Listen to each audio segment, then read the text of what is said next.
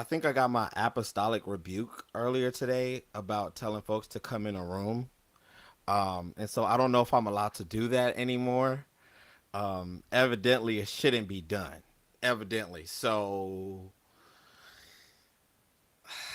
how do we? Where do we go from there? What do we do? What do y'all do when people come in the room?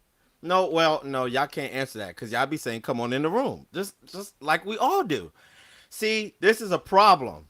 See, I'm telling you, false spirits will rise up, huh? False teachers, false prophets, and that's what happened to me today. I was attacked by some false preachers, some false prophets, and nah, just come on in the room. Just come on in. Listen, I'm sharing. I'm sharing now, so y'all give me half a second, because I want to make sure that I share. And as you're coming in, I want to make sure that you're sharing, because this is going to be a really this going to be a good one. I believe that we've seen just a few issues so far. Um, that must mean it's going to be a good night. That's what I take. That's what we all, what we be calling it. Jesus, come on, what? Think sumo. It's too early to not have words. Too early for that. Spiritual attacks. That's what it is, huh? The enemy has been attacking on every front tonight. I'm telling you. I'm.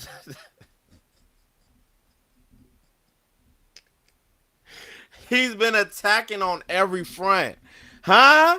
But guess who has the victory? This guy. I'm telling you. Listen, come on in. As you're coming in, go ahead and share this. I think we're going. I think we'll. Do I feel like giving out money today? Mm, I don't know. I don't know. Yeah, I can see y'all on the back end. Y'all think we should give out some money today? What y'all think? What's up, Emmanuel? I see you. What y'all give me a head nod, give me a message, let me know. Yeah, okay. They think that we should. They think we should give out some money today. So I need y'all to share. What's up, Bishop? Yes, sir. After you've shared, put that green check in the comments. That green check is how we can acknowledge that you've shared. That green check is how we can acknowledge that you shared. And it's from that we're able to choose who we're giving. Reverend, see, come on with Bible early. Come on with Bible early. Listen, y'all don't love the Lord your God. I know you don't. Huh? I'm seeing green checks. Come on in. As you're coming in, go ahead and share this. If you're coming in, if you're no, not even just if you're a PK. If you're coming in, I want you to shout out your church right quick. Shout out your church. Shout out your pastor. As you're coming in, shout out your church. Shout out your pastor. Emmanuel, I love it. You know I love you, brother. You know that. As you're coming in, I need you to share this, but I need you to shout out your church and shout out your pastor. Can you do that for me? See, there goes the prophet. Listen, y'all know what this is. They're in the back. They've got their smart water, their Fiji water. Huh? Y'all not saying nothing. They got their strawberries. Y'all are not saying nothing to me. I mean, hospitality. Y'all don't like being hospitable anymore. That's why you can't get the blessing of the prophet. Huh? You can't get the prophet's reward. I mean, they're in the back and they're all right. That's what this means right here. They're all provisions are made. Y'all not saying nothing. See, if I would catch that prophetically if I was one of all provisions are made. I like that. All provisions are made. Listen, jump in as it. I'm on a sent. He didn't get that from us. Y'all saw that video on Instagram.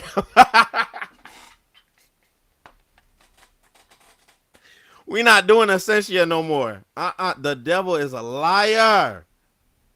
Denzel, where you at, bro? I'm waiting for you on the back end. We got your strawberries ready too, man of God. Come on. Come on. United Kingdom International. My God. That's where the glory resides. Y'all ain't saying nothing. Cathedral of the Holy Spirit. Overseer Kenneth Moles Jr. One of the funniest men alive, I'm trying to tell you. Y'all come as you're coming in. If you've shared it, put your green check up. Put your green check up, and then I need you to let me know who's your pastor and what church do you attend. What church are you a part of? What church do you serve? Where are you serving? Well, that's it. Not what church you. Where are you serving? I know we don't like that word anymore. It don't matter. I want to know where you serving. Come in, share this, let us know where you're serving and who's your pastor. Church of God of Prophecy, Senior Pastor Daniel de Jesus. Yes, man, Emmanuel, we don't got that, man. Come on, man. Empanadas. I don't even know how to say that. We eating English stuff like spaghetti, mac and cheese. Huh? Praise God. Y'all don't have no. I know Thanksgiving just happened, but hey, praise Him. Are you sharing? If you're sharing, put that green check up. I need you to tag. Go ahead, tag three people right quick that you know. Did I say it right? See, that's that prophetic gift over my life, huh? Glory, ha. He's coming on in, huh? Glory, he's coming on in. Mighty God, tag three people right quick. Hey, Mo said, I'm a tag 2 and 3. Y'all not saying nothing. Woo! Tag a few people, share this. And as you're coming in, I need you to let me know what church do you serve at and who is your pastor. Man, I'm just I'm just trying to tell them what Jesus said. That's all. Repent of all your sins and be baptized. Huh? Huh? I'm about to have the guests come on, but I'm waiting for y'all. Go ahead, let's get this thing moving. Let me. Sometimes you gotta be the first. I I help. Well, I'm not the first because you know Kenneth does what he needs to do. Y'all. Yo, his face on the back end is crazy. Why are my friends crazy like this? Pastor Candy West, come on. Come on. Look at Hunt. That's just dumb. Just these are my friends, y'all.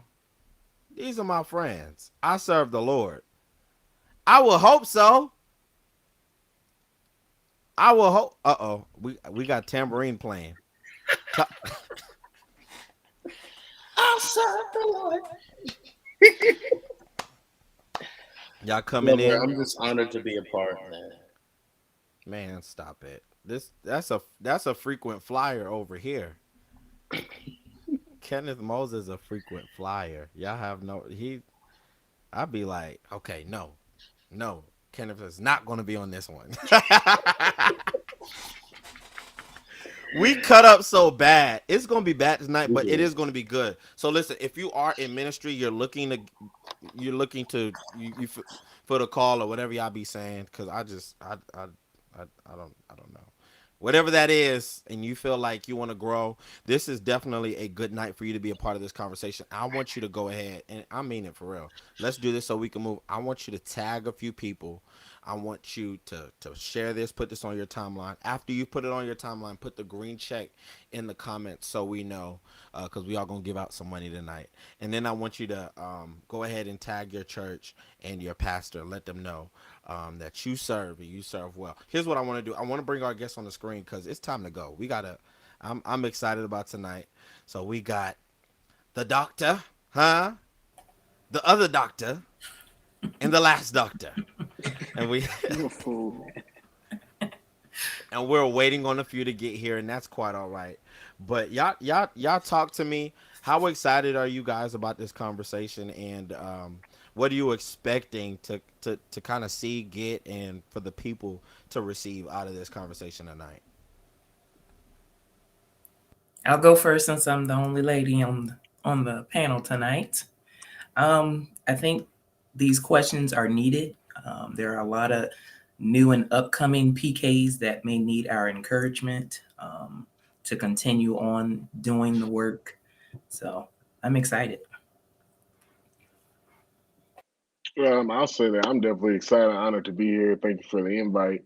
I think tonight's going to be very necessary. I think sometimes PKs can be overlooked, whether they're old or young, and a lot of times it's good for us to just talk and do the necessary work of fellowship, even if it's virtual. So I'm excited about it. Yeah, man, I'm with you on that. I think it's going to be good. I think it's definitely a place where people can get the fullness of what a PK really is. It's not what everybody thinks. So I think this is Hmm. going to be a good way to open the door to the highs, lows, good, bad, and ugly that comes with it. So let's open Pandora's box. I'm with it. I think it's going to be very informative tonight, and I believe that we can add language to a lot of the seasons that a lot of PKs are experiencing or are about to experience or have experienced, and kind of make sense of what they went through, what they experienced, and what they're going to eventually have to experience. Yeah. Yeah, that's good stuff. Here's what I want to do. I'm we're gonna push out one more time. One more time. If you haven't, go ahead and share this. And if you out creeping on the timeline, y'all be creeping sometimes. You turn on the volume button and you listening, but you no jump on in, jump on in while the water is troubled. It's about to get good. So if you floating trying to figure it out, go ahead and come in. And I'm excited. Let's have this conversation. And those that need to come will come, and they'll come when it's time to come. I'm ready to jump in. Here's where I want to start. Here's where I want to start. I think we gonna. I think based off the answers, we're gonna see what kind of night it's gonna be. But I want to start here. I think a lot of times, um, PKs get labeled, right? Sometimes correctly, sometimes not. But I think sometimes PKs get the pressure of being labeled as you know, they do the worst. They got the worst rep, X, Y, Z, and whatever the case may be. And so let's start this off. How much of a misconception is that? Is it true that the PKs are the worst, or is it just the fact that um, you're looking at the PKs and not really paying attention to your kids? Like, is it true that maybe Deacon Johnson's daughter is worse? Um, Yeah. but don't nobody care about Deacon Johnson. You care about the first family, right? And that's what's on display. So what's real and what's not real as it pertains to um, kind of that burden almost that you get as a PK, and the stigma behind that PK being the worst behaved or ill behaved or whatever the case may be. Y'all talk to me about how you feel about that. I definitely believe if I'll go ahead and go. I definitely believe our actions are magnified more than those in the general congregation. I definitely agree with you there, but I won't sit here and lie and act like I'm perfect either. So there are moments where I've gone off the rails, where I've had a moment or two, but that doesn't necessarily mean that I'm worse than anybody else. I think you hit it on the head, man. I think that our actions are magnified who our parents are by no fault of our own. But with that comes maturity. And as we age, we have to understand that because of that, we can't act like everybody else. Because of that, we don't have the same right to go off like Deacon Johnson's daughter does. We don't have the same right to cuss somebody out like, Elder so and so's daughter. We don't have that right. Although we may want to, that's where discipline has to come. Maturity kind of just takes time, really. With me, it came with age. With me, it came with experience as well. But I'm going to sit here and act like I'm perfect. But I do believe our actions are magnified. Yeah, I would agree heavily with that. I believe anytime you're the child, or whether you're grown or young, of an idolized persona, you find yourself in a place where everything you do is always extreme. And one of the things that's always been wild to me about that is PKs go to school with drug dealers. We go to school with people who now have OnlyFans accounts. We go to school with a bunch of people who do a whole lot of stuff. But it's like the minute a PK, says something, does something, you ain't supposed to do that. You can't still just be a person. And I think a lot of times, if we would allow, especially church members, if church members were allowed to realize and understand that even your pastor is human, and your pastor's wife is human, his kids gonna be human, they still gonna be kids, and they're still gonna be adults, still going to do different things. I think we would be able to move into much more of a healthier way of being able to do relationship at large, and being able to do, church in a better way because we wouldn't place unfair expectations on the innocent in a sense because Yeah. when I was a child I was just like a normal child. When I was a teenager I was just like a normal teenager, and so that's my take on that. I think if everybody is transparent and honest, we all have made mistakes. We've all Hmm. done things we weren't proud of, done things either in the open or behind closed doors. Yeah, And yeah, sometimes your stuff just hasn't been caught up to you or caught up to this day and yeah. age of cameras and everybody seeing it. So if everybody's just transparent and okay with, okay, they're human, they're going to mess up, they're not God. So let them live, let them breathe. I think we'll all be okay. Then I want to go back to what Elijah said about it may be they're deflecting and putting it on the PKs because their child is not where they want it. It's not our fault. Yeah. Like someone else said, we didn't ask to be PKs. We were brought here. So if Yeah. everybody's transparent and just realize that somebody's going to make a mistake regardless, no matter what their title is, we should be all right. Uh, I let- definitely Go agree ahead, bro. with Hmm. everything that has been said thus far. I think that, we're given a lot, so there's a higher requirement of us to fulfill. I think there are some healthy requirements.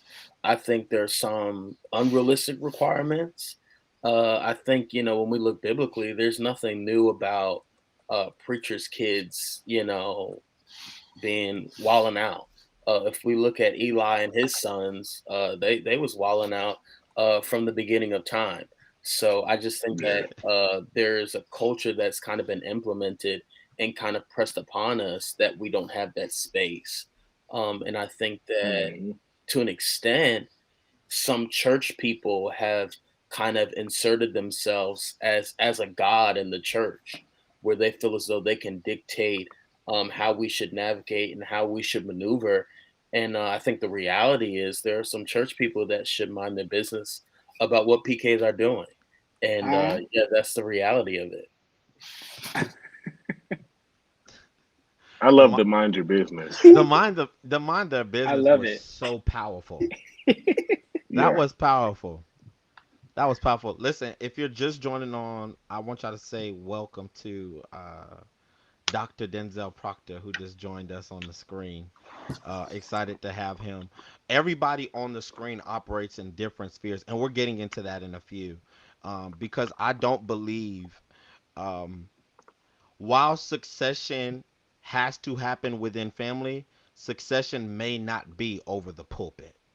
And I want to get into that in just a few because I believe that you can add to the success of the ministry that God gave your family to birth and not preach one sermon from behind the sacred desk. That's I good. do believe I Hmm. believe that's possible. I believe the worship experience is a lot bigger than just the preaching moment. And if your expectation of succession is in the preaching moment, then you might be missing out from Yeah. if you don't have a proctor, you don't have no graphics. Y'all not saying nothing. Yeah. And if you don't have a I Kenneth appreciate. Mose, you hear me? You do preach, but if you don't have a Moles, you don't have a prayer ministry. You see what I'm saying? So there's so Wow. much more, and there's more to Moles than just prayer.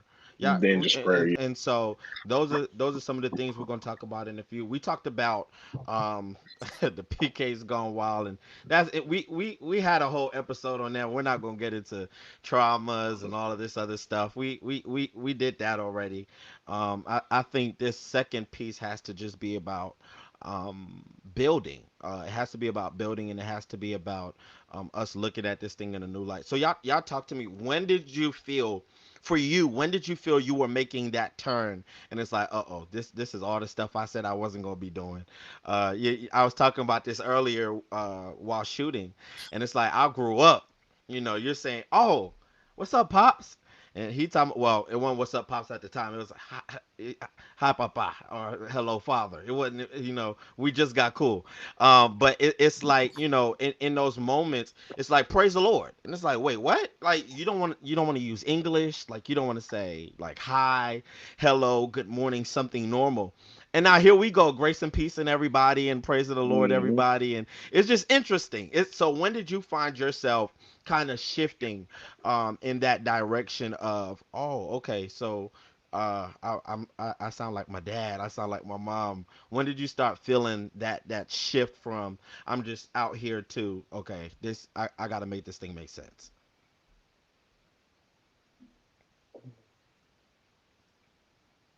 Look, Denzel looking like, shoot, I what guess shift? I go. Yeah, we'll let he look I Denzel guess I take that one. go. he look he looking like, what you talking about?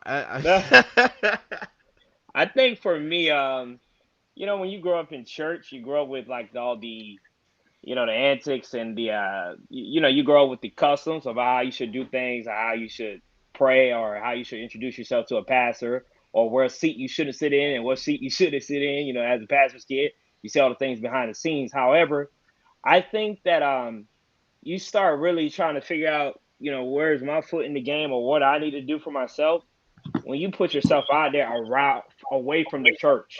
You got to defend, exactly what you believe in to the exterior behind the church doors. You know what I mean? Like, I think when I went to high school, to me that was the opening ground. Dealing with kids that just totally ain't churchy, ain't God, and then you got all this. Like you were saying earlier, how you say that pastor kids are the worst, and I totally disbelieve that. But it is what it is. I think it's the expectations they believe that you should act a certain way because you're a pastor's kid, and although that is certainly true that you're at a higher standard than a lot of people, that's certainly not the reality. Hmm. It's looked at like that, but it's not the reality. But when I went to high school, for me, that was the jump when I was like, yo, praying in tongues ain't working with these kids that's cussing me out every 24 minutes. You Yeah, know, that ain't gonna it fly. ain't working. They ain't hitting. I'm getting picked on, I'm getting this, that. It ain't hitting right. I think for me, that's what really took a turn. And dealing with atheists back to back, trying to defend your faith, that really showed some real ground to see, like, hey, are you churchy or do you got a relationship? And that's what it really boiled down for me. That's where it took, ground. And I'm thankful to say I got a sound relationship with the Lord now. I ain't doing the pulpit all the way yet, but graphic ministry, I'm there. I got you. But for me, No, that was that's. it. I think for me, my senior year, I live in Las Vegas, so I really wanted to be a nightclub owner. And so one of the things that I wanted to do was I knew I was going to end up going to school for business, but I was going to go to UNLV. And I was going to get a business degree, and then I was going to intern with a few different nightclubs and stuff, and you know develop my clientele, contacts, all that type of stuff.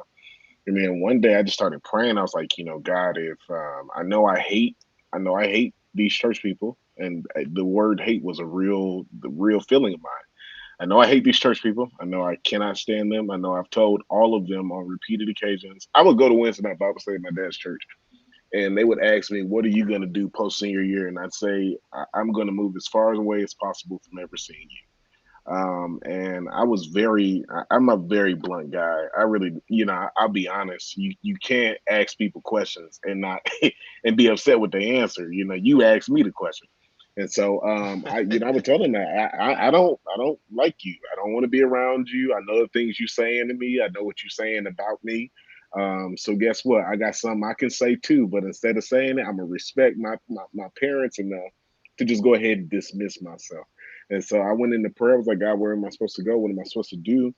Then God just began to confirm things I had been knowing all of my life, but just didn't want to deal with. But you don't want to deal with it. You don't want to fully submit to that. You want to live your life. And so one night I was high, and it's true story. True story. I was high, and God just began to speak to me, and He told me, He was like, "Listen, you need to go to Baltimore, and you need to go to Copper State, and this is what you're gonna do. You're gonna preach." And it's some other events took place. I ended up giving my life to Christ, fully submitting to that plan. And the first semester of my freshman year of college, I preached my first sermon, and yeah, that's when I knew God had to speak to me. He had to deal with me in the midst of my hatred. That's good. So That's yeah, good. That is yeah. really good. That is Man, really I good. think You for trying to open up a me, can of worms with that one. I think for me, I think I had a couple moments that really shifted my viewpoint of being a PK. I think in high school, there was a moment where I shifted because I used to really be insecure about being a PK, being a Hmm. Christian, going to Catholic school and stuff like that. And I don't know, I just started feeling comfortable sharing my services, like sharing snippets of how church was. And literally that started to be the hot topic on Monday mornings, amongst, some of my friends at the school. And they're like, oh man, that's lit, man, I gotta come to your church. So like I started to kind of take that kind of black church kid type of persona on. I think Hmm. when it was time for me to go to college, I was definitely really over church people, specifically my church personally. Anything that had to do with Connecticut, I was not here for it. So when I went to Atlanta, I was not. I took some suggestions, didn't enjoy the suggestions from a friend of mine, and I was just going to the little chapel service that they had. That wasn't enough. And I found this ministry that I was a part of for about a year that was completely opposite of the really heavy apostolic Pentecostal churchy environment that I came from. And that really kind of expanded me to the understanding that there's like different ways to do church. You don't have to shout um, for you to have a good service. And I think some of that stuff made me feel better. I was able to kind of work through some things personally, and I think like Pastor West, running into some issues was really like that point where I was able to refocus myself, get back where I needed to go. And really that was kind of my entry gate into intercessory ministry. Mm. Like the first point of me like any doing any type of platforming or praying in front of people actually was at my grandmother's funeral. And prior Wow. to that, I was doing a lot of personal prayer, and that was what I didn't originally look at it as. That was really my launch. And from there on, I really started cultivating my intercession ministry, and that's really where I am still right now. And what I'm learning right now is everyone don't have to preach right now at a young age. I've got friends who are preaching on all types of platforms. They're traveling across the world. That's not me right now. And I'm comfortable with understanding Yeah. that, hey, I'm hidden in this place for a reason. And when it's time for me to be uncovered, it's time for me to be uncovered.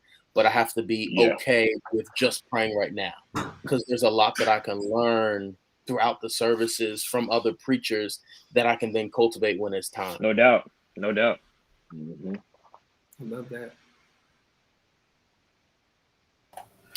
TikTok. Anybody else? I was just taking my phone off mute. I think in high school, I want to say officially said yes to the Lord. I've been in this since 5. My dad's been a pastor since 5, so I grew up seeing it from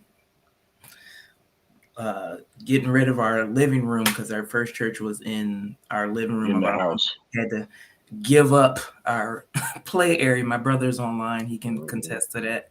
Um, but in high school, I just started telling people. I didn't really tell everybody, yeah, my dad's a pastor, I'm a PK, because somehow they already knew. And I was like, oh yeah, you can't go out with us because your dad's a pastor or your dad's taking all the money. Y'all have heard that. Your dad's taking all the offering, so that's why he has this good car. But I got over that. Crazy. I got over that and was able to just start inviting people to church. They enjoyed um, coming to sing in the choir and whatnot. So that's how we kind of grew the ministry from high school on. I've been Yeah. I guess, a missionary since high school. So it's been in me, but that doesn't mean I was out front. This platform right now is still new for me. People at home know I like to stay in the background and pray or serve in any other capacity besides being in the pulpit. So um, high school, I think, was my launching to a serious yes. So Amen. High school ministry. yes. Yeah, mine was actually similar as well, in high school. And what took place was similar to Kenneth. I started to just get more comfortable being who I am, and I never questioned it. I think once I realized I'm in San Diego, so it's a little different. So church out On West here, Coast. right, Yeah, isn't necessarily church in the DMV, or even that's for right. you, Ken, church in the Northeast. It's not the same. So they were wearing ripped jeans and had lights in church in 2003 Yeah. because Yeah. it was full of Hispanics, Caucasians. They were above their time. They were ahead of their time. Hmm. Sure. But I'm churchy. So that made me upset. So I'm Right. walking In into San dark Diego. churches at 9 years old. And Yeah. I'm like, turn these lights on. Where That's are the right. tambourines? Where's Where's the your three choir piece suit? stand? Like, That's I'm right. pissed Yeah. as a Yeah. kid because all my family is in the DMV. So from Sunday to Sunday, outside of my own church, I'm not getting the traditional Black church experience, Yeah. which is half Hmm. the reason why I went to a HBCU. I decided to go to Hampton as soon as I turned 18. I said, I'm going to live these 4 years out as best I can, and I'm going to get church, right? So for me, Ken, that's also where, if you will, my ministry was kind of birthed because I began to get a burden for my region Oh. because now my region is dry. Not Mm. that it's necessarily wrong, Mhm. but it's not the fire and the Holy Ghost that I'm used to. Right. Yeah. And I knew I didn't have the authority at a young age just to pick up and leave. So I said, Lord, give me the authority over where I am. I asked for it. And little did I know what it came with. It It's a came loaded with prayer. ridicule. It came with, of course, I had my father's blessing, but it came with rumors. It came with lies. It came with all kinds of stuff. And I actually entered ministry with my sister. So now we still kind of work off of each other, which is actually, I don't realize is really a blessing. I don't realize how many Yeah. people don't have relationships with their siblings like that, let alone in ministry. To So do that. it has really been a blessing. It's been a journey, not to get too deep, but essentially for me, I knew I was turning the corner, Sumo, when I just got a burden for my region. And I asked the Lord to give me strategy on how to shift our perspective on who He was. And He gave me strategy. And ever since then, we've been going. So, yeah, man. I think that's a great shift. So I want to. It's a couple different places we can go, and I'm trying to direct this ship in the right direction. But I think I have to go here first because I think before you can start to go in God, you've got to first deal with pain, right? I think Yeah, No before you man. can doubt. start, No I think doubt. a lot of people operate. Yeah, Bose, you did that, and I felt something come in the room. I don't like that. I'm supposed to chill today. This is a podcast, not a message. Praise God. But I felt something come in the room. You can't. I'm seeing a lot of hurt people minister to hurt people, and it's evident because it's in your Yeah, language. Your yeah, language is giving away the fact that you receive scars and that you never healed properly from these scars. And now you preach and minister from these scars. And instead of administering medication to those that are sick and they're in the congregation or virtual, however it's going, instead of being able to minister to them and seal up those wounds, you're adding to the fire because you're coming in the wrong spirit. And so here's my question: how important is it? Because here's the thing. I know everybody is so loud about this whole church hurt situation, and I don't want to don't y'all I don't want to seem disrespectful. So you don't have to log off and you don't have to say nothing crazy in the comments. I love you with the love of the Lord, and I sympathize with your pain. But the truth of the matter is, if anybody is hurt in the church, it's the leadership and their family. All right, y'all don't, They don't want to yeah, say that though. They don't want to say that one. y'all not gonna leave me, y'all gonna leave me out there. There's nothing. I forget who said it. I think Hunt said it. There is nothing like your parents being lied on, and you being told you Yeah, can't respond, and you know yeah. for a fact this is a lie. Talk some That more. Yeah, someone said something about driving a car, or living in a house. Yo, we work hard for this. This this this this Hmm. this Yeah. this this don't have nothing. Matter of fact, not only do we work hard for this, we also work hard for this building because y'all don't want to give up no money. So no, we didn't steal no money from y'all. This church is taking money from us. And Yeah. we've got to deal Amen. with, every once in a while it's, we can't do this for you because we got to do this for the Mhm. church. We can't go do this because we got to go do Yeah. this for the church. And so you're hurt because you didn't get the attention you wanted, or maybe you subscribed to the wrong Talk some ministry more. and you allowed someone to take advantage of you. But we're hurt because the people that we love are hurting us. Wow. And if they're not hurting us, they're hurting our parents. And so we're dealing with a lot of the backlash, some of the things that they can't say over the pulpit. They're saying to us at the dinner table. And then I've got to come to church and love you. All right. Yeah. Hmm. Hug and Then greet. Yeah. Stop it. I gotta come to church. Stop it. Let's talk for a minute about how important it is as a PK, because you experience a lot Yeah. growing up. How important is it for you as you start venturing into ministry? Doesn't have to be preaching ministry. It could be singing ministry. It can be instruments or whatever.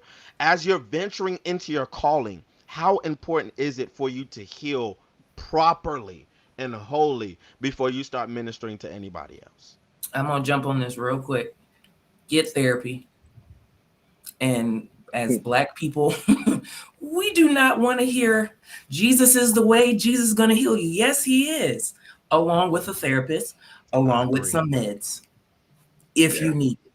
Let's be if honest, you get will. some therapy Mhm. because, like you said, we can't help hurt people, hurt people. I don't want to bleed on you because somebody done stabbed me a couple times. So I need to get the help I need. And then you'll be more effective helping those who may be coming up, or the future PKs coming up. You're going to be able to be more effective helping bring them along so that they won't go through a lot of the same things that you may have went through. And if they do go through the same things, they'll know how to better uh, Navigate. That's right.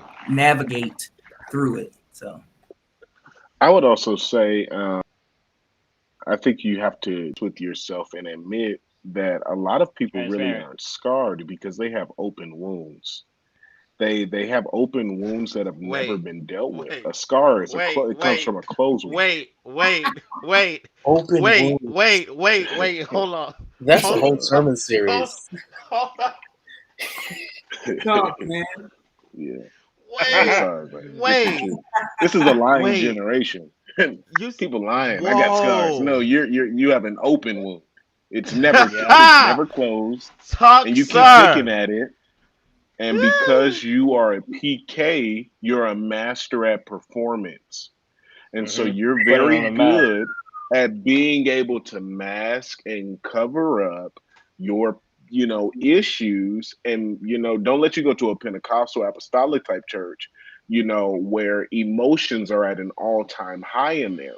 So you're really trying your best not to cry. And it's coming out in the fact that you were really aggressive in your dance Yeah. this week. You were really aggressive on your instrument. It's the passion, it's the fire of the Holy Ghost. No, you're broken, and I think if we would be more honest Woo. about the need to be delivered from performance, then we could find ourselves being better people. Wherever performance masks pain, My you will God. always see the person struggle, the person not be able to move forward, the person not be able to evolve and heal properly. And so, it's all about honesty and transparency and not allowing yourself to mask what's going on. This is what I feel. This is what has happened. This is what is going on. And then when like Sis Kim said, because this is the thing, we got a lot of Black Christians especially going to therapy, but they're not being honest because they're still trapped under the guise of performance. I'm just a believer in that. I think people waste a lot of money because they don't tell the truth.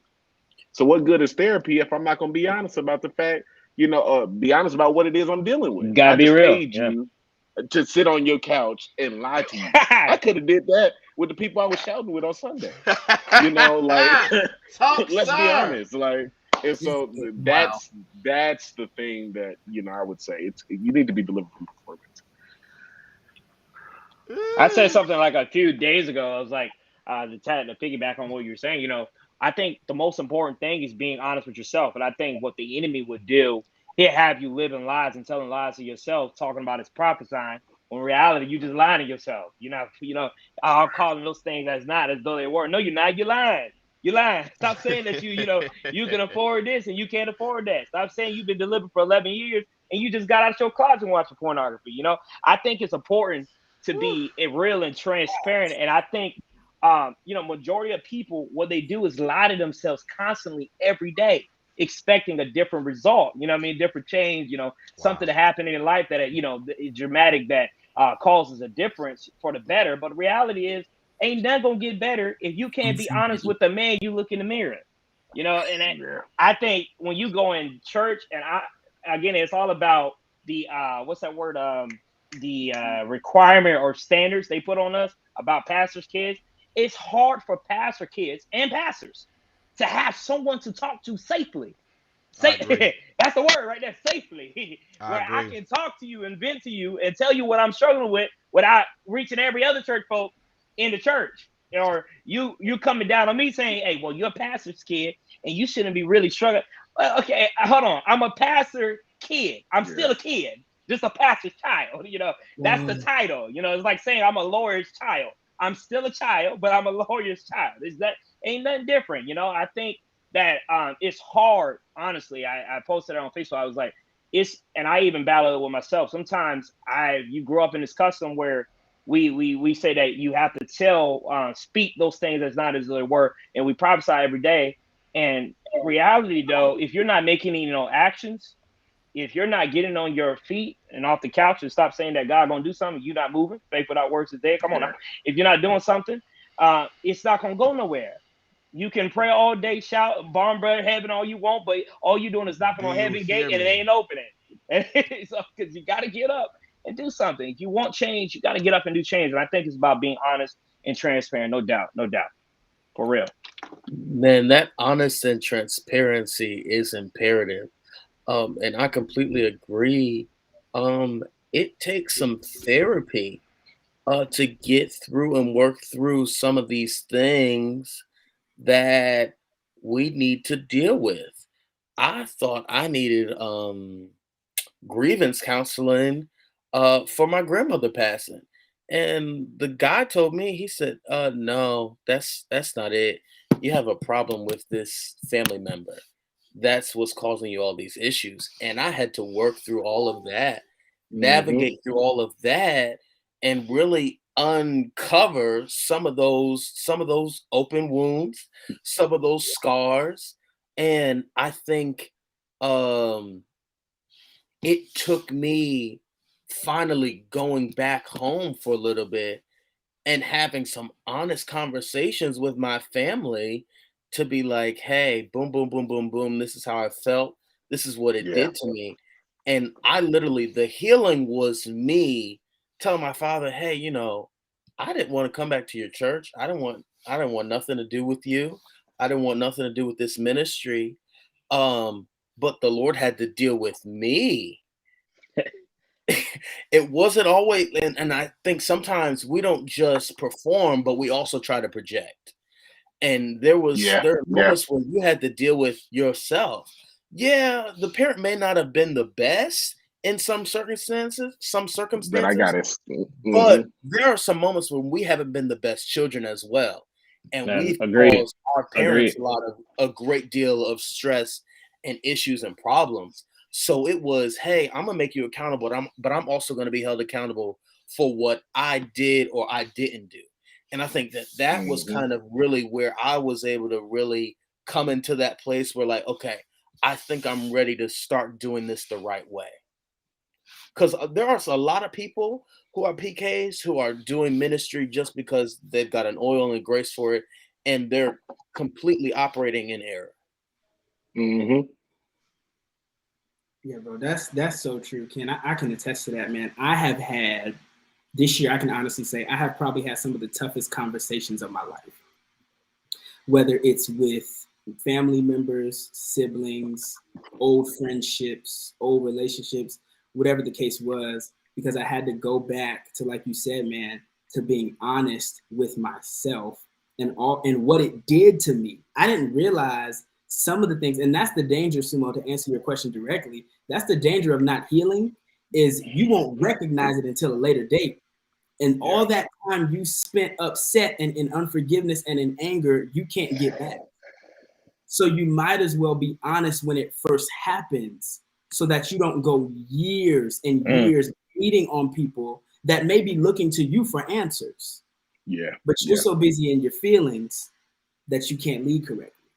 So it's important, man. I think having those, not only being honest, but actually having those tough conversations and addressing them once they're recognized and they're analyzed, and moving forward that way. Just address it, yeah.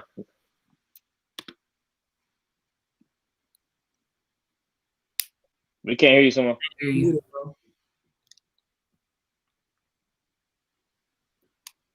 Not yet. Not yet.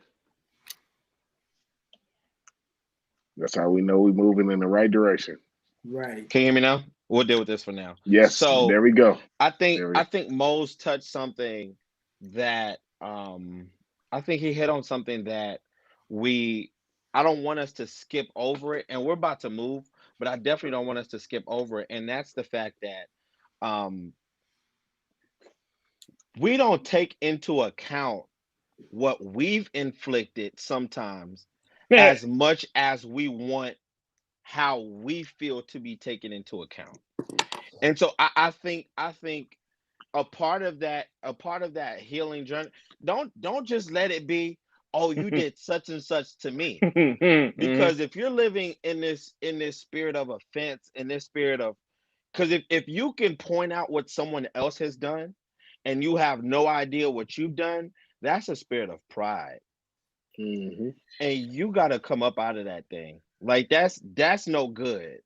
And so it's twofold. It's twofold. I know I've been hurt, but I know I've also inflicted hurt as well. And the pain that you've caused should humble you enough to have that conversation. Wow. Yeah. Wow. Your part in it should give you the humility that it takes to walk into that situation. And I mean, I don't know what this new Holy Spirit that's getting passed out is a little weird, because I know the Holy Spirit I got will make you say sorry and you haven't done anything. Yeah. Right. And until you can get into those places where you're like, okay, my wholeness and my healing is more important than me being right. It ain't about you, it's about me. Yeah, It stopped being about you. It started being about me being healthy and whole in God. And I think until you get to some of those places, you just can't be touring with a mic. That's not a good place to be. It's not a good place for you to be touring with a mic until you have dealt with the inner you and you have healed properly, so that you can minister from a whole place. We're moved, unless y'all have something that you want to add there. Go ahead. Here's an interesting point. I was watching a show.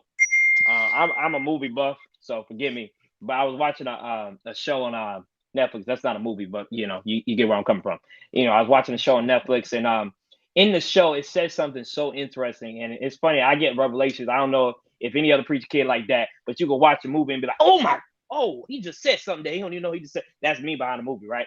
So I'm watching this show, and this guy, he explained something. He's telling him to write what went down in war and whatnot. And the squire's like, that's not what went down. You actually lost the battle. You didn't win. You lost the battle. And he told him, he looks at him, and the king looks at him and tells him, don't you know, son? Everyone's a hero in their own story. And I was like, wow. I took that home because I was like, reality is whenever somebody affects us, we're quick to play victim and never the perpetrator. I love when Sorry. people say, "Oh, they treated me like this because I'm David." Sometimes, bro, you Saul. You know, it ain't even Whoa. that you're David. Sometimes you Saul. Oh, I'm just a Joseph, and my family forgot him because I'm that lost sheep. No, bro, you the brothers that put Joseph in the hole. Amen. That sold him away. Maybe that's you. But sometimes it's hard to look at that reality in the face because we're comfortable with the lie. We tell ourselves. No doubt. About being true. That's good, young apostle. Nah, That's all right I with ain't there me. yet. That's all right with me. Let's go here. Let's go here. I want to talk about, and it's different for everybody, right? So I want to talk about now shifting into that place. I think it's safe to say we all on the screen in one way or another have started or have shifted into that place where now it's like, okay, now we're moving in this direction. It's about figuring it out. It's about working. It's about the journey, XYZ, blah, blah, blah. So here's how do you, after sitting under your leader, after watching, after learning, after um, um, after becoming accustomed to almost like Brooke said, he was a baby, but he's like, I know what church should be, and this is not it. So after having those flavors and all of that stuff, all of that good home cooking, after all of that is the case, how do you now start to find your sound? What does that sound like? Finding your voice, finding your sound, finding the culture that you operate from, understanding that, yeah, while everybody else is hooping, I just might not have a hooping ministry. And if it gets activated, maybe sometimes, but not all the time. How do you start to learn that for the person that's saying, hey, I'm stepping up, I'm stepping into, but I'm, I don't know. I don't know what to do. I don't know how to figure it out. What are some of the things that you would say that you were able to do that you can pass on to somebody else? It's a faith walk. That's the only thing I can, at least for me. Like I said, this whole panel stuff is new for me. I like to be in the background. But it's a faith walk, and be observant. When somebody's doing what they're supposed to and what they're not supposed to. Follow what Mhm. the positive stuff that you see, and trust that what you feel God is leading you to do, He'll send confirmation. I'll be a little transparent with our church. So we've heard stories from our pastor, like somebody would tell him, Pastor, I feel like God's calling me into the ministry. He's like, okay, I'm going to start you out as a deacon. Now, if the Lord's really calling you, you'll accept that portion as a deacon and work your way up. But when you say, nah, Pastor, that's not what the Lord's telling me. The Lord's telling me something different. Then to me, that may not be the Lord. That's you talking to yourself. So I would say if the Lord is really calling you into whatever it is in ministry, He's going to confirm it with your leader. And if you're under a sound leader, He'll confirm it and help um, grow you into that and help you get to wherever you need to be. So. Wow. I definitely agree with that. And I think where I'm at right now, um, I'm definitely planning on pastoring my father's church whenever the Lord sees fit. And right now, my dad is just like, yes, son, I want you to focus on school. And I'm like, dang, I thought she's going let me preach, here and there. Yeah, no, I only need you to come home once a month and open up prayer. So that's literally where I'm at right now. And I've got to be okay with, hey, he doesn't want me to burn out too early. He wants me to just come home, learn the system, learn how things are working, and then take the knowledge that I've kind of been able to get and learn from other ministries and see what's going to fit to then blossom this ministry. So right now, I'm more so of, hey, come in, work, serve. There's not a lot of shine time, and I've got to be okay with that, because one thing that he was telling me, he's like, hey, you got to make sure that you're navigating and understanding your sound. And this is kind of something heavy that a lot of people say. They're like, yeah, man, you got your grandfather's mantle. I think it was really heavy when my dad was like, yeah, you have it, I don't. And I said, whoa. And that was probably, and he said that to me almost like a year ago. And when he said that, I was like, okay, well, if that's the case, there's a different way I've got to navigate through Yeah, life. yeah, yeah. And he was just like, and I have to understand, hey, what was working in Atlanta for me does not work at the Cathedral of the Holy Spirit. I like, the whole worship, intercession music, and it don't work at the cathedral. I may try to tell musicians do this, and eventually I just gotta be like, all right, just go to the one and let's have church. And that's just something I had to learn. Like, when you're in Rome, do as the Romans do. And so it's really learning how to navigate and maneuver through certain spaces. I will say this also. I don't think serving under should ever stop. You're looking at a guy, man, any given day of Amen. the Preach, week. man. Preach, man. Uh, you're looking at a guy, I have my own ministry in Las Vegas, but I start every Sunday morning off with my dad's church, making sure that he's good. I make sure all his audio AV stuff, he doesn't get anything that I wouldn't have in my church. Praise God. And the reason being is because I feel like sons take care of fathers, just as fathers Mhm. take care of sons. And you find your uniqueness when you're able to serve another because, it's a trying period to know that you can be doing something, but to have the discipline to say, I'm still going to stay, I'm still going to work, I'm still going to make sure certain things are taken care of, any given day of the week. If he's like, hey, the church needs to be clean, I have a business, I have a wife, I have a family, but guess what? I stop what I'm doing and it gets done, it gets taken care of. Yesterday, my dad, I've had a crazy week. My dad left his wallet at his house. You know what I did? I went to his house. I grabbed his wallet. It upset me, but guess what? I did it. And the reason why is because you're supposed to serve. And Mhm. at some point, if I'm expecting God to bless my uniqueness, I'm going to need sons and servants that will be Watch that. able to help me in what it is that I have. And so I think the thing is that most people don't have any uniqueness because they have no service. And so if I stay focused on serving and if I stay disciplined and making sure that who I come from is taken care of, then God begins to bless me with an authentic sound. Then God begins to bless me with an authentic ministry. Then my prayer life becomes well because while I'm serving, I should be interceding. While I'm serving, I should still be studying. While I'm serving, I should still be worshiping. While I'm serving, I should still be growing because serving grows the person that you're supposed to be. So, is my ministry a lot different than my dad's? You better believe it. But guess what? It's different and it's authentic because I've been able to find my sound, watch this, in my alone time while serving.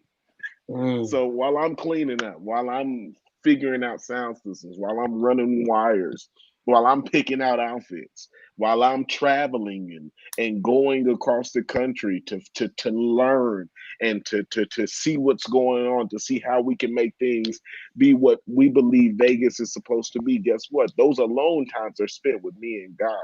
And God is downloading to me, hey, Kyle, this is what needs to happen. This is how this needs to go. This is what you learn from this. This is what you do. This is what you don't do. And this is what will work. Try this. If they don't go with it, it's not for today.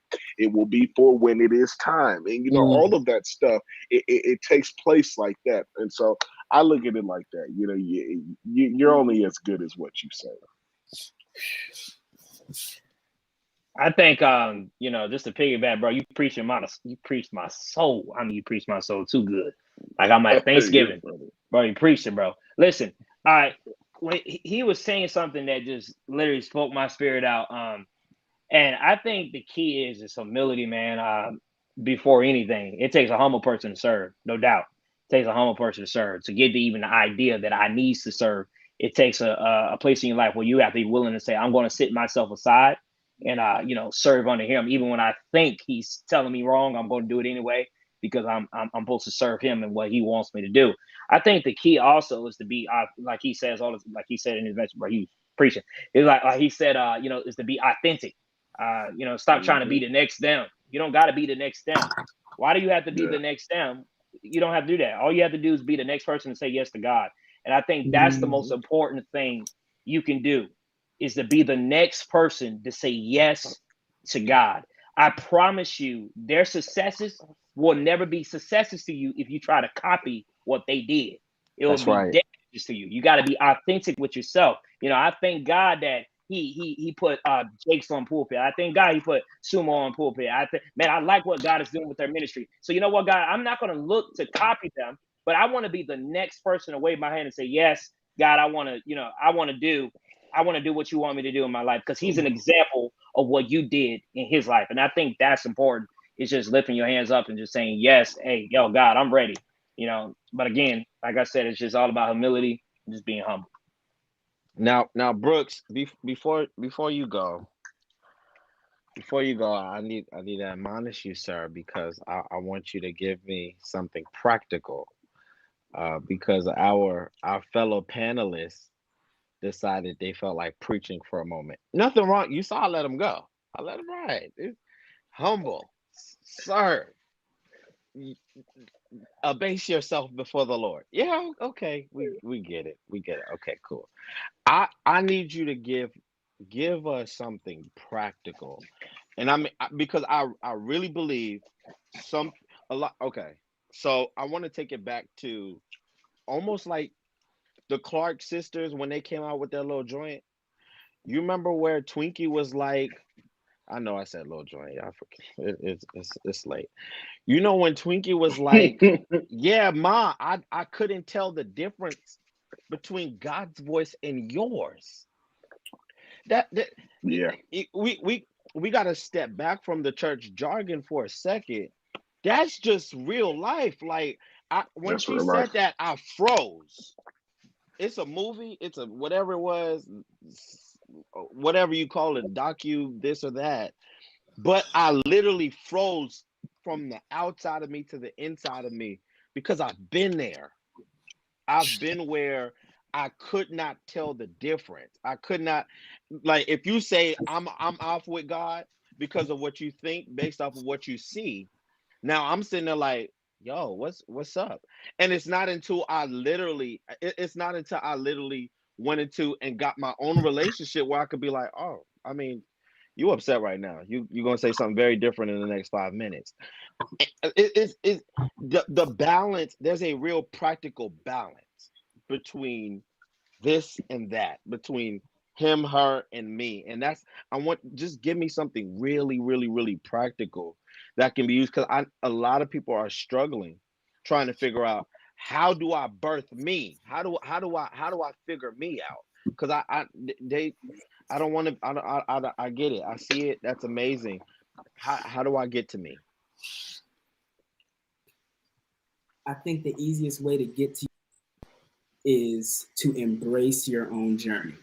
And what I mean by that is understand the same way it happened for your father, the same way it happened for your grandfather, may not be how it's going to happen for you.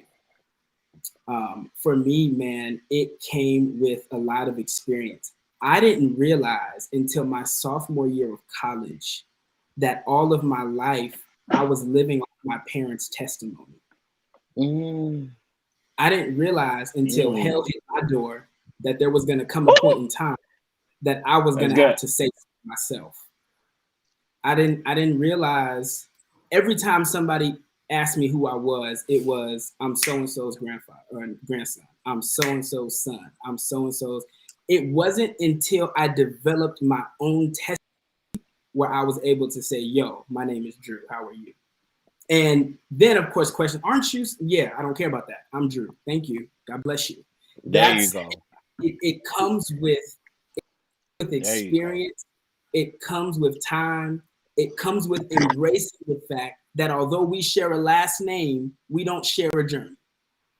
That's right. Although we don't share. That's true. My grandfather started preaching at 8 and died preaching. that man of God died a presiding bishop. So I didn't start preaching until I was 17. So it's different journeys. There are different processes. Yeah. It wasn't until, again, when I got to college and I began to have an identity crisis, and I was literally in my dorm by myself weeping and told God, I don't know who I am. I know my name, I know my last name, and I know what I'm good at, but I don't Come know on, who I man. am. And I had to realize that my dad's testimony, as powerful as it is not my, I can't live on that. It got stale. So as soon as you come to the door of your own testimony, I think that's when you'll start to discover who you are. And it may take some time, but be okay with that. And another thing, man, I'll just say this for the preachers. Stay off YouTube. Whoa. Yeah. Dang. Stay off YouTube. If you haven't found your voice, you don't need to be listening to Matthew Stevenson every week. No, you don't. Stage trying to speak in unknown tongues that man has, we gonna know it ain't you. If I can hear Noel Jones in your open, TD Jakes in your sermon, and Bishop Jacobs in your clothes, I got an issue. Come on. That sound. And one thing about our generation is can't fool us. Yeah, I agree. You can't fool us. I agree. So just like you can't be fooled, neither can those people in the congregation when you get up to preach something that Nathan Simmons preached at West Day. Ain't even your message. We love Nathan.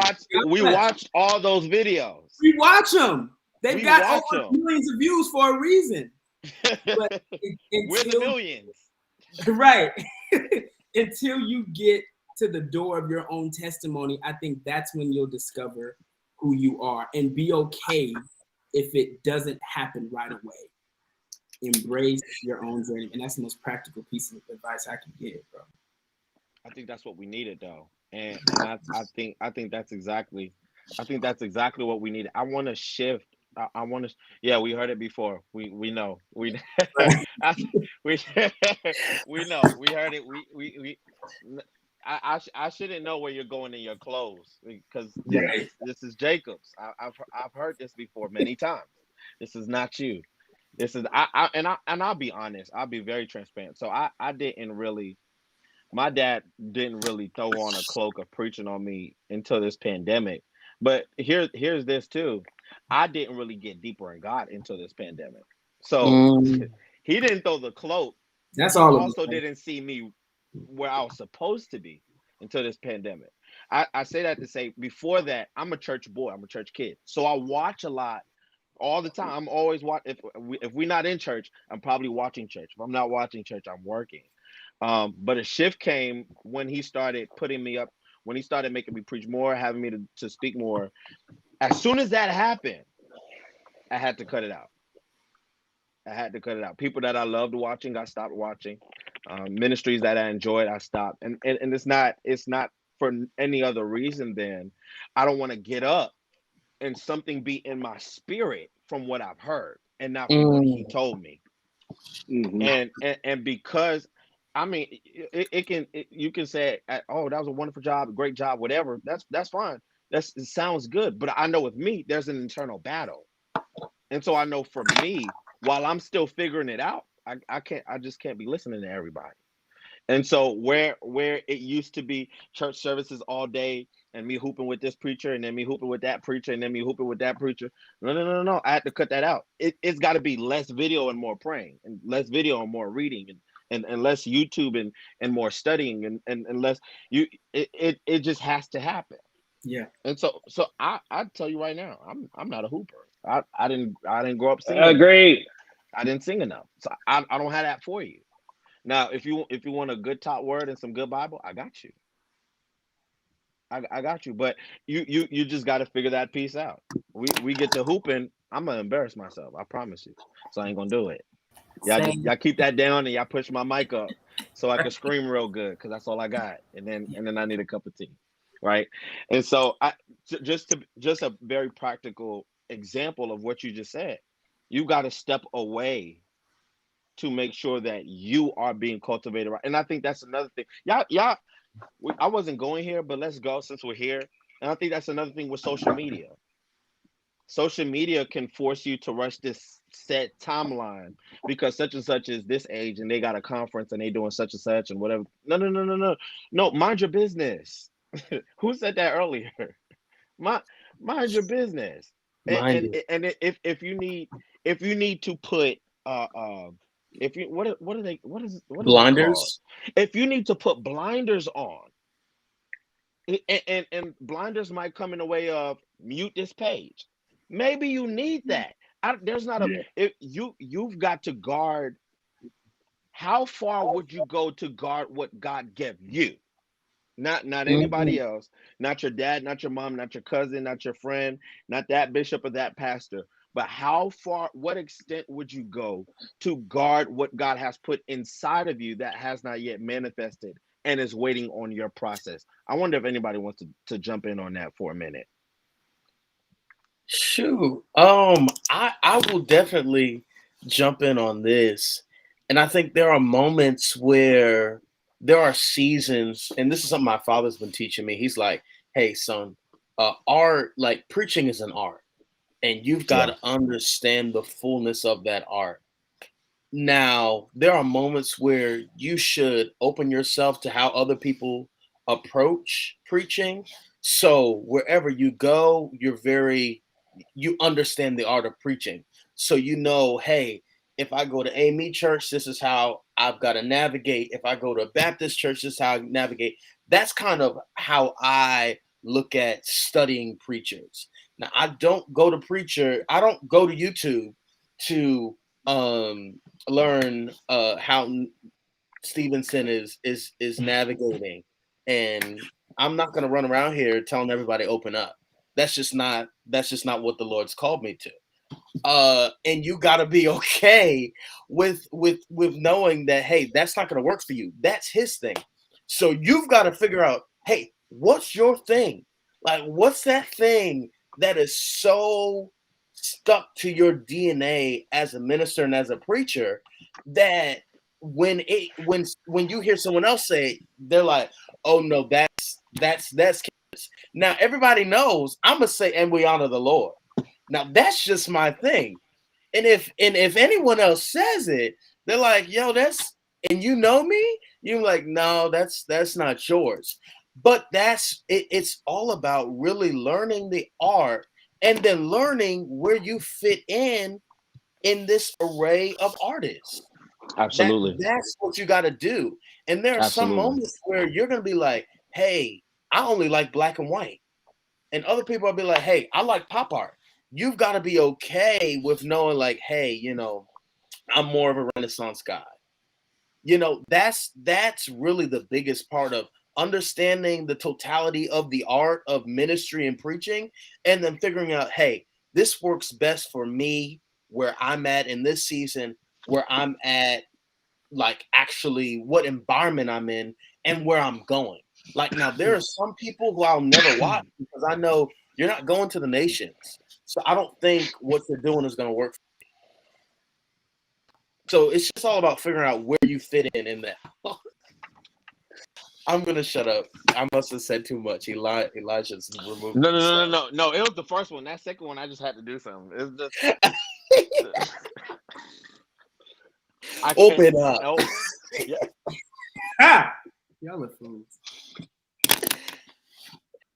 I think to add to the dialogue, one of the things that I think is very important when it comes to being able to remain authentic and keep your own voice is to make sure you have a strong enough circle of people that will remind you of who you are. There's a Mm, lot of people, and I, I I hate to play this card, but earlier there was a statement said that you can't fool us. I beg to differ. I think it's very easy to fool our generation, and it's very proven in how many people call their friends out of their actual role. Just like Ken said a second ago, it's a bunch of people being telling people they going to the nations. They can't survive the hood. So that's a lie. And we have to really wow. be honest about that. So we have a lot of people It's say, real. you can't be fooled. I can fool you. It's Bro, very no, no, no, easily. no, don't rush Yeah. past that. Don't rush, Yeah. because is that being fooled, or is that, I don't know. I feel like that's ignorance, church jargon, and a Yeah. lack of what could, I don't think that's being, I don't know. Well, I got a you little don't think at pushback on some that one. point you don't think at some point that I can push church jargon on you and make you cry and make you fall and make you feel as if that, this is something that's real and you heard from the heart of God, and then I'll get on Facebook and shout you No, up, that man's a absolutely. prophet. No, That's why I'm absolutely. saying fool. Okay, That's yeah, why no, I'm no, no, saying. no. Yeah. Yeah, I think it's I very agree. easy to do that. And so when you don't have a strong circle of people that will authentically be honest with you and say, "Hey, Yeah. that was an impersonation. Hey, that word wasn't right. That person ain't telling you the truth. That ain't real." You can find yourself again going back to this word. You can find Yeah, yourself performing, and that's why I agree. it's really hard for a lot of people in our generation to have their own sound, to be able to develop their own ministry, because they have bad friends, they have bad family members telling them that if you don't hoop, you ain't preach. If you don't That's right. have an emotional encounter for your congregation, you're missing it, and that's not really fair. Because like Ken said, Ken has a strong prayer ministry. Sumo, you have a very strong word. You're going to make it relatable and relevant, and it's not going to be anything but it's going to stay in the context of the text. You're not Yeah. leaving the text. We have a generation. People are telling that my dad is the state president of Baptist Convention. Will Kyle West ever be Baptist? No, that's not what I'm called to. I'm not going to force myself to walk around telling people, "Hey, Doc," and wearing just that's not my context. That's not what I'm called to. I have good friends that are in the Baptist church that will tell me, "Yeah, Kyle, this ain't for you. Kyle, this is not you. That is not you. You would not fit in." We're excited that you're gonna participate. We're excited that you could help us, probably with some ideas, but it ain't you. And I think that's where it's all about the circle and your Yeah, family. That keeps you from being anything but your authentic self. I agree with that. I'm with I you a think, 1000%. just to tag on, I'm sitting here just got a whole bunch of amazing people on it. You just got to sit back and just listen sometimes. But like, I just, first of all, let me just say this is amazing. I don't have any, honestly, to be real and honest. I probably don't even know that many pastor children to be to be real. In my personal life, I think it's cool that we got a space like this that you can talk to another pastor child that probably gets the same struggle as you do.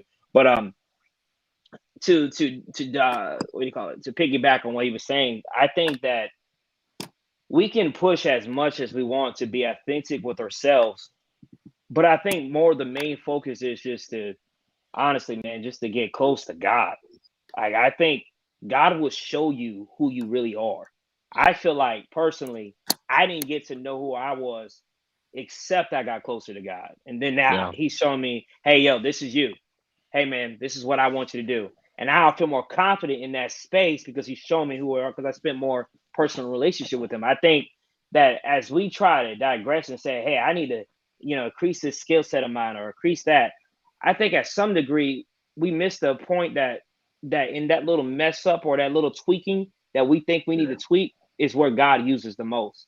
It's Right. that little Mm-hmm. imperfections Mm-hmm. that God uses. And in the fact, if you take it away, you just may take your authenticity. So I don't want to be that person that, like that just says, oh, I gotta increase the skill set, or I gotta do this to better me to, be more of authentic self.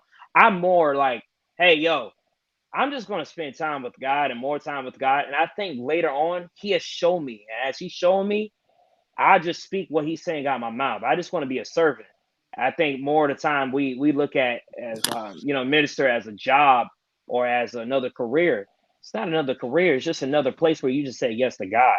I think that's really what it just boils down to, it's just being, open and transparent and saying, look, my voice may not be there yet, but I'm not looking for my voice to be there. I'm looking for him to carry my voice, and that's different, Mm-hmm. That's and good. Yeah.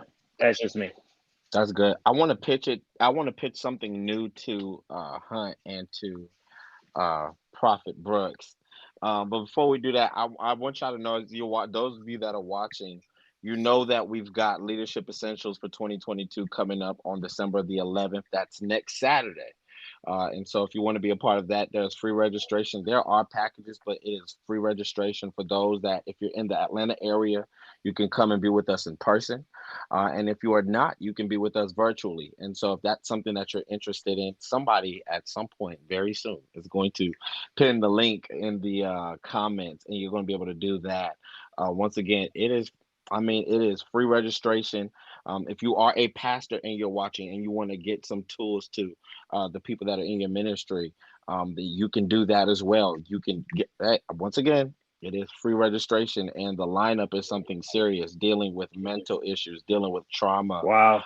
dealing with how Sign to up. creatively Sign lead. up. I'm telling you, how to creatively lead.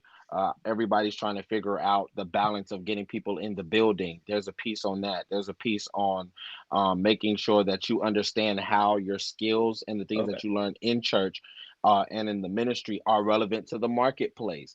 How some of those things that you're doing at church can be relevant in Wow. media. And so all of those things are things we'll be talking about next Saturday from 10 to 2 o'clock. You can be a part virtually or in person if you're in the Atlanta area. And so we want you to go ahead and it's in the comments now. You hear me? It's in the comments now.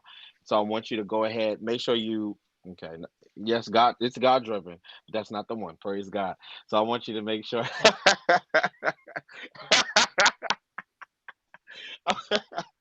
I want you to make sure that if you need to be a part, come on, Green. Green says she's registered. I want you to make sure that you're registered and you're a part of that experience. Outside of that, I want to pivot this conversation. I want to push us and shift us a little bit and talk about being effective. Being effective, and somebody even mentioned it in the comments earlier. Those seven mountains of influence. I think I'll be honest, and I think somebody said it earlier. I'll be honest. I think you find your voice and your sound outside of the pulpit. All right, y'all. This. If the pulpit is the only time, Pastor West has been saying this all night. If the pulpit is the only time, and I'm pitching this to Hunt and to Brooke, if the pulpit is the only time that you're opening up your mouth and you're talking, you're speaking, you're sharing, you're talking about Jesus, or you're working, your voice is going to feel insufficient. That's right. It's going to feel like you're lacking. It's going to feel like you need more. It's not going to feel right. And I believe that you start to take up that presence. You are there. It is. That's what I was looking for. That he's been saying. You are a performer. You get up and you perform, and when you get off, you have nothing of substance. I believe that a piece of that identity is formed on other mountains of influence, and you have That's enough right. skills to not just preach.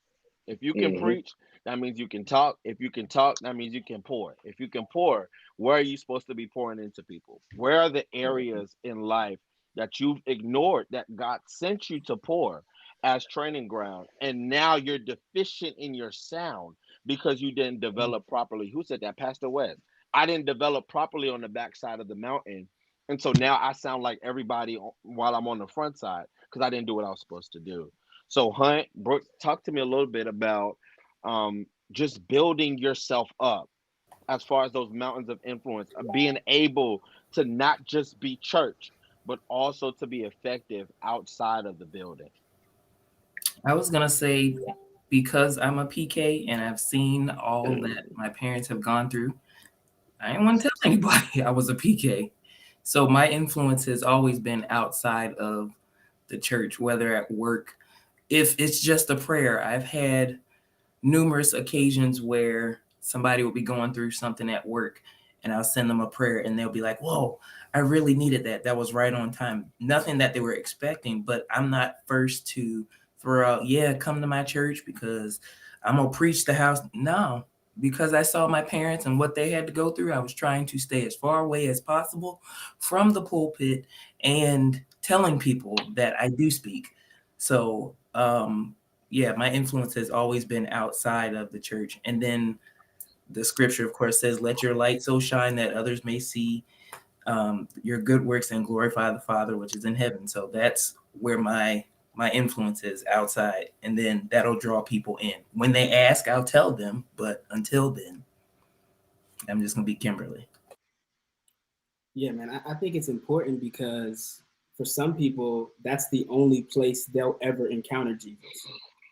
Some people may not ever come to church. Some people may not ever feel comfortable in a church setting.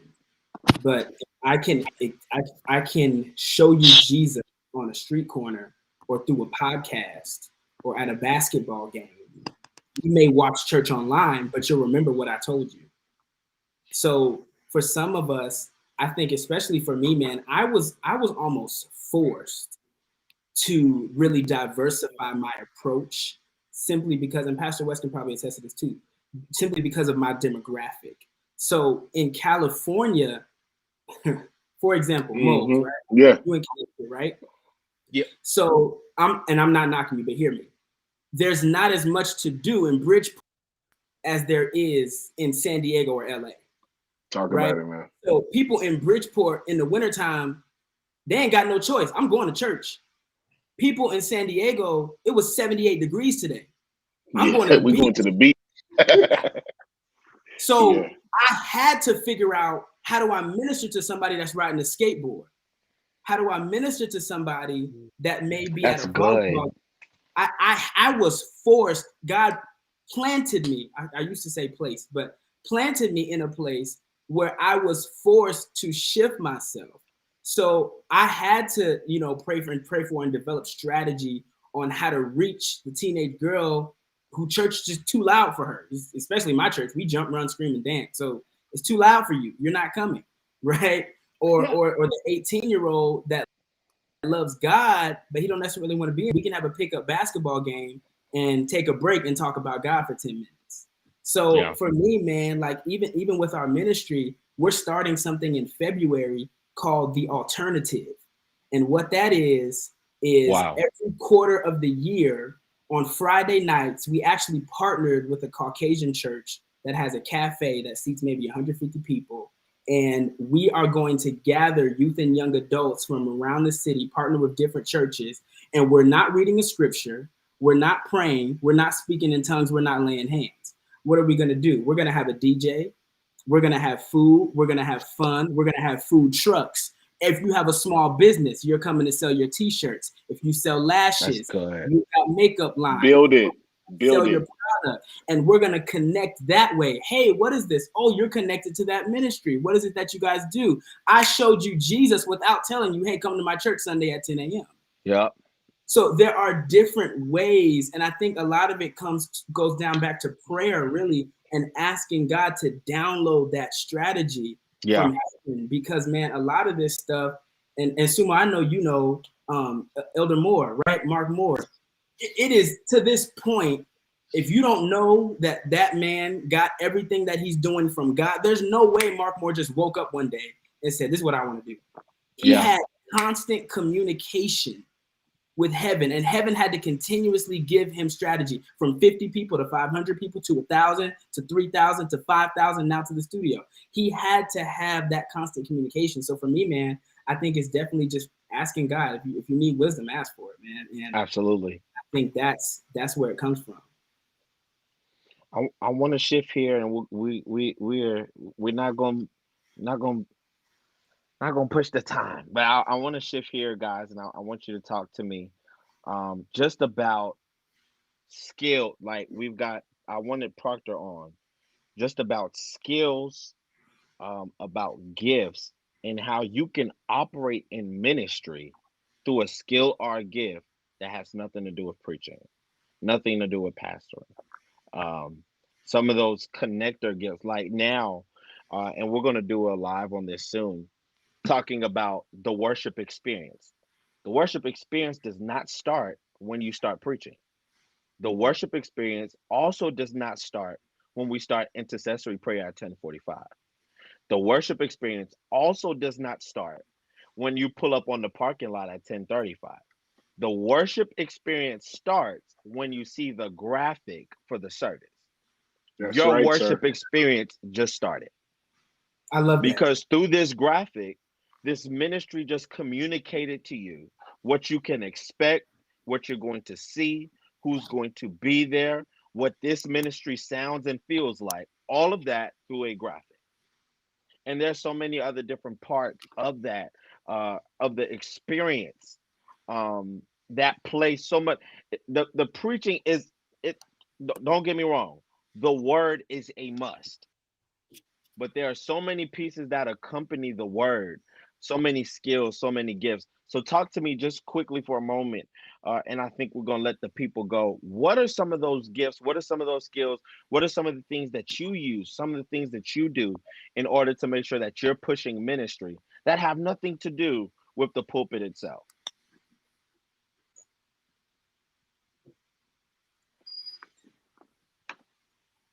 Man, that gift of administration Come on. has been really working with me, and that's something that my dad was kind of telling me, like, yo, I don't have that. He was like, that's something your grandfather had, and I can tell that that's on you.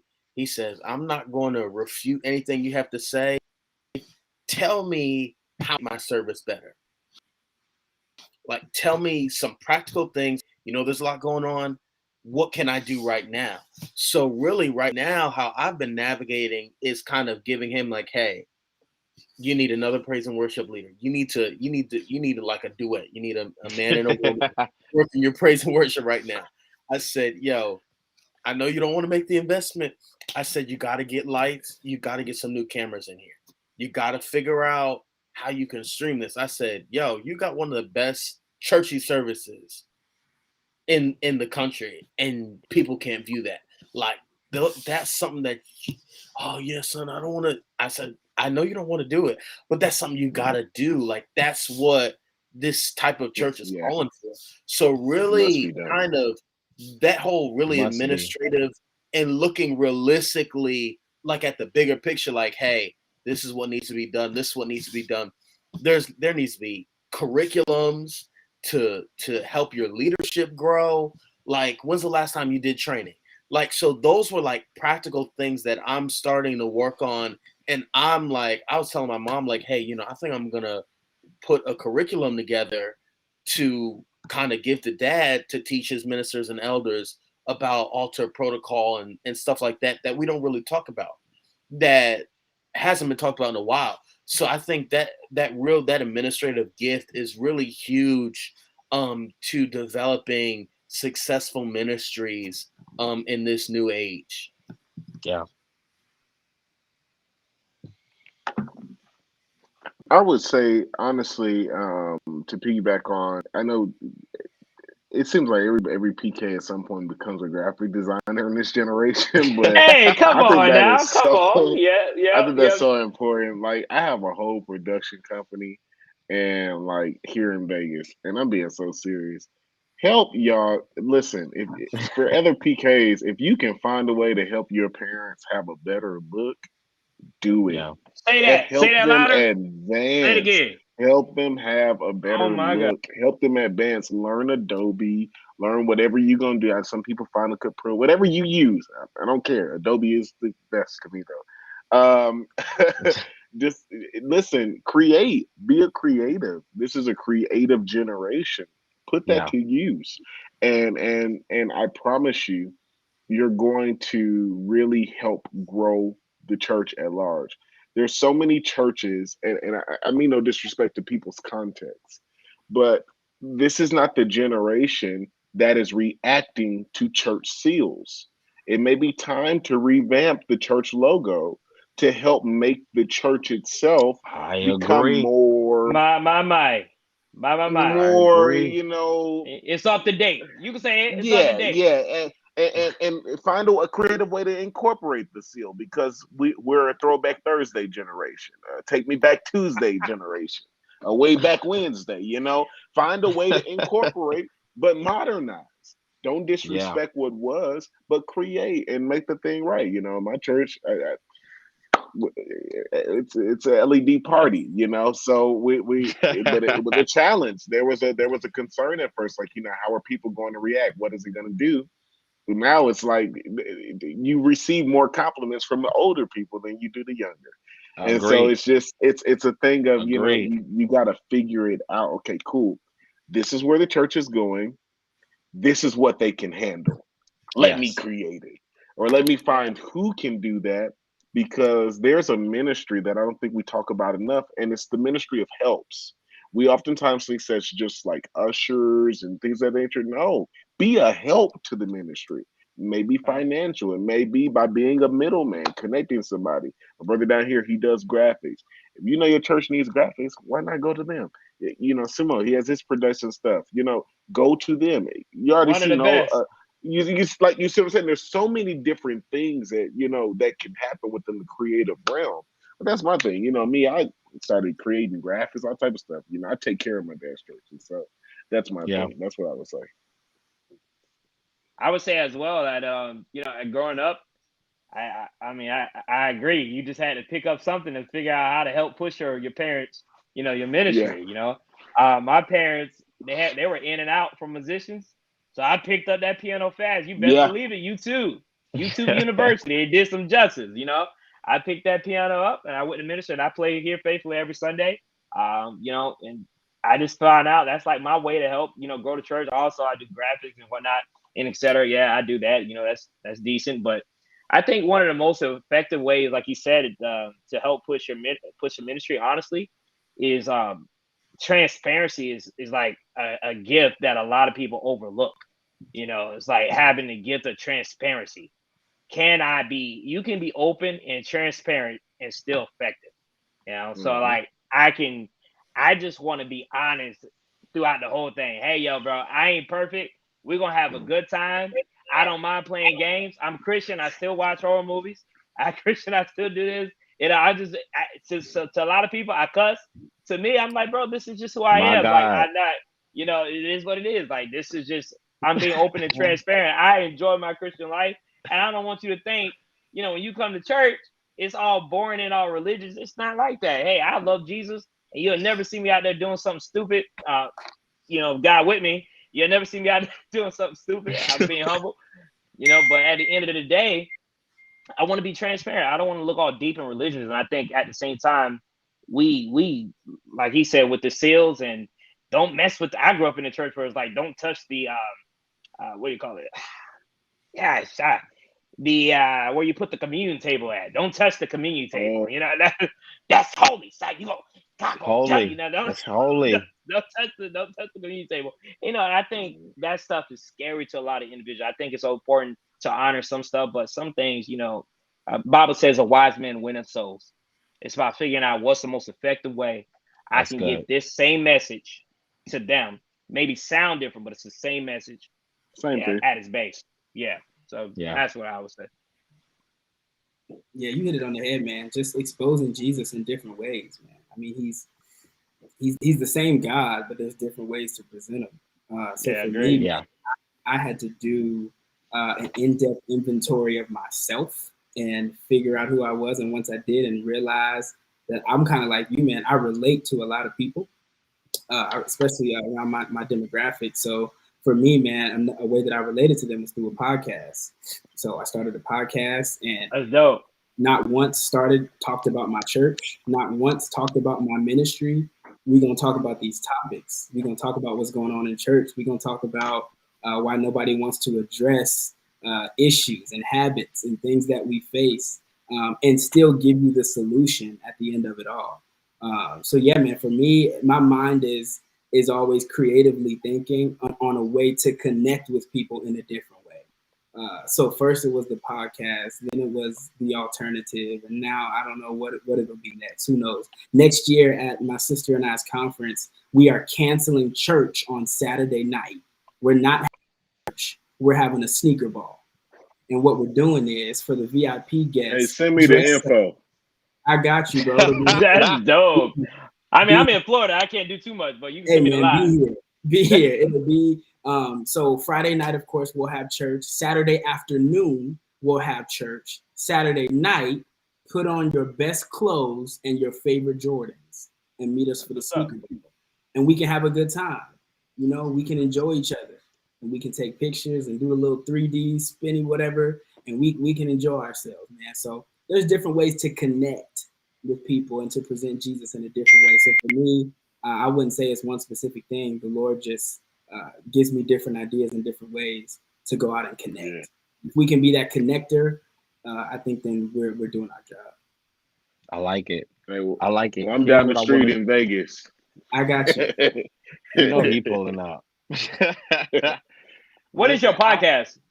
So my I'm sorry. podcast, it's all good, man. My podcast is called The New Normal. It's called The New Normal. And I had a co-host my first season. His name is Jonathan McCaleb, and he's down in Atlanta. He's moved out there. He was in San Diego, but he moved out there. He's getting married.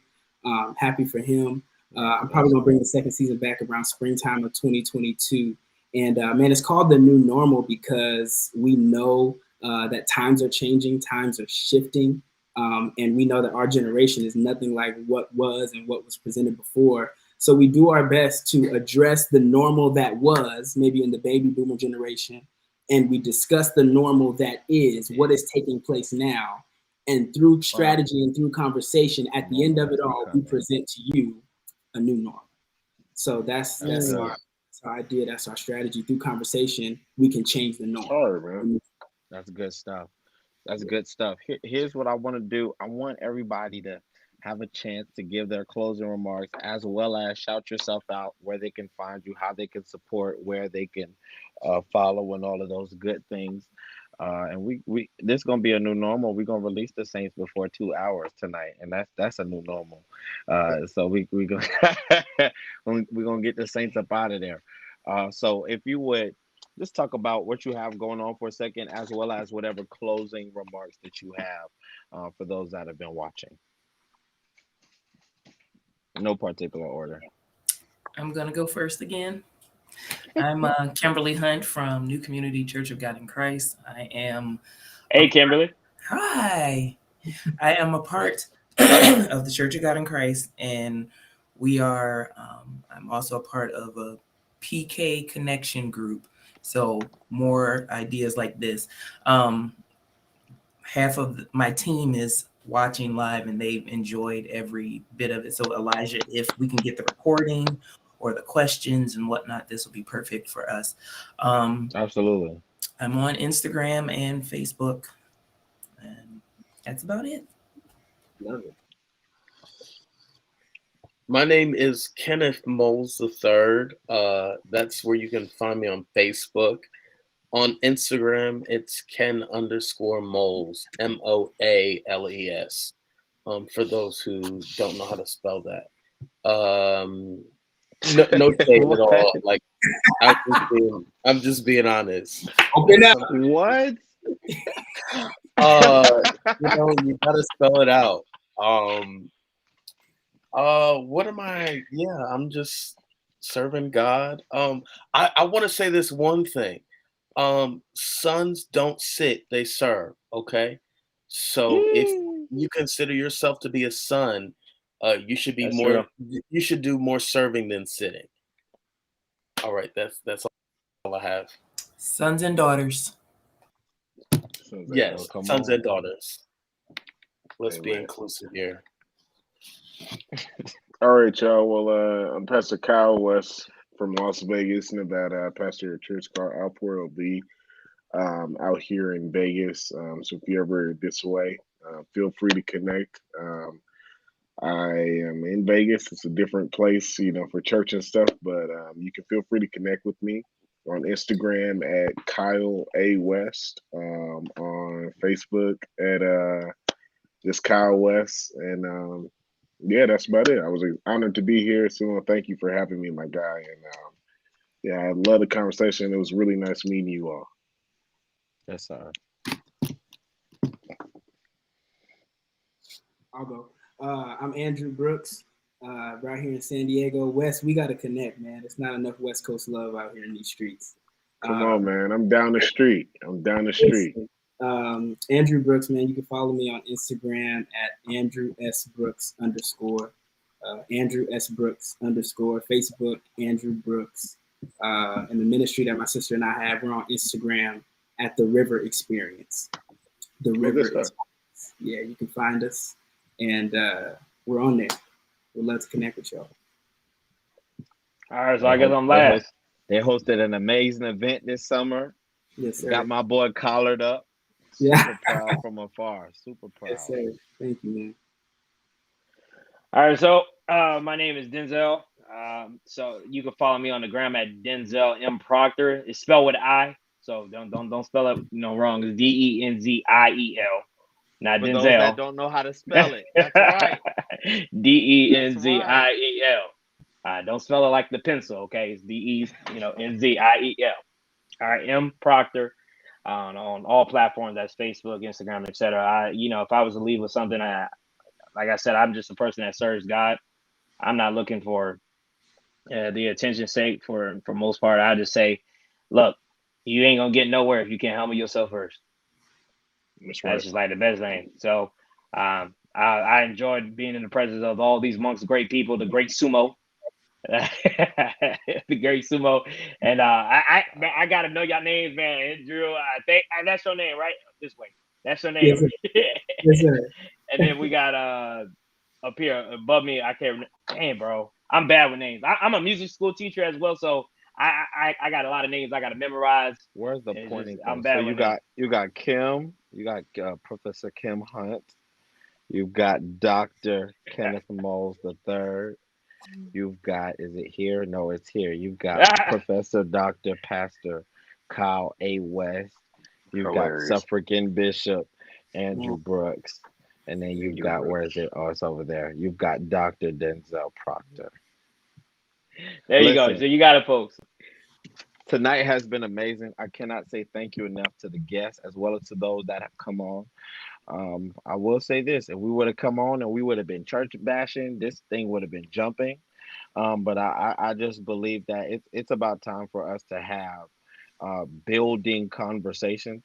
It's time for us to have a conversation that's going to solve a problem. And I'm so thankful to those that felt not spiritual squares, Jesus. I'm thankful to those that felt that this was that. And so to everyone that was a part of this conversation, thank you. And we love you and we'll see you again next time. Peace.